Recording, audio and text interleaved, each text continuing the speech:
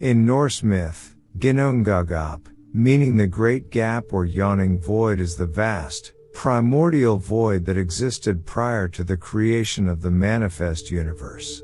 It is the unfathomable gap between Niflheim, the region of eternal cold, mist, and darkness, and Muspelheim, the realm of fire, the void before creation. Cold winds from the abyss changed the streams into blocks of ice, which fell into the void with the sound of thunder, as the legends say. Sparks from Muspelheim turned the ice into streams, forming layers of frost that filled the gap. Overview. The inchoate mass became animate, taking the form of the primeval giant Ymir.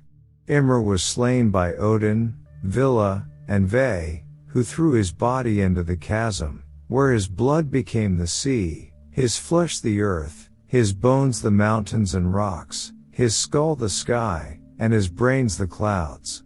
Despite it being a void of nothingness, it is allegedly stated that Surtur and Ymir were born out of Ginnungagap when the sparks of creation fell into the chaotic seas, taking form heat and cold that would encompass the universe and its contents.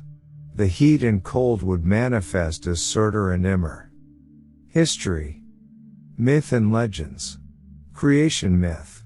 Ginnungagap appears as the primordial void in the Norse creation account.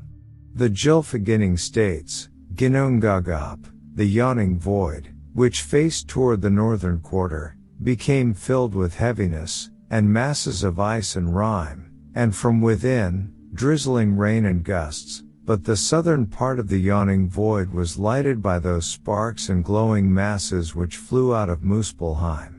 In the northern part of Ginnungagap lay the intense cold of Niflheim, and in the southern part lay the equally intense heat of Muspelheim. The cosmogonic process began when the effulgence of the two met in the middle of Ginnungagap. Etymology. Ginnunga is usually interpreted as deriving from a verb meaning gape or yawn, but no such word occurs in Old Norse except in verse 3 of the Eddic poem Voluspa, Gap var Ginnunga, which may be a play on the term. In her edition of the poem, Ursula Dronk suggested it was borrowed from Old High German Ginnunga, as the term Muspel is believed to have been borrowed from Old High German. An alternative etymology links the Ginn prefix with that found in terms with a sacral meaning, such as Ginnheiliger, Ginnregen, both referring to the gods, and Ginnruna, referring to the runes, thus interpreting Ginnungagap as signifying a magical and creative, power-filled space.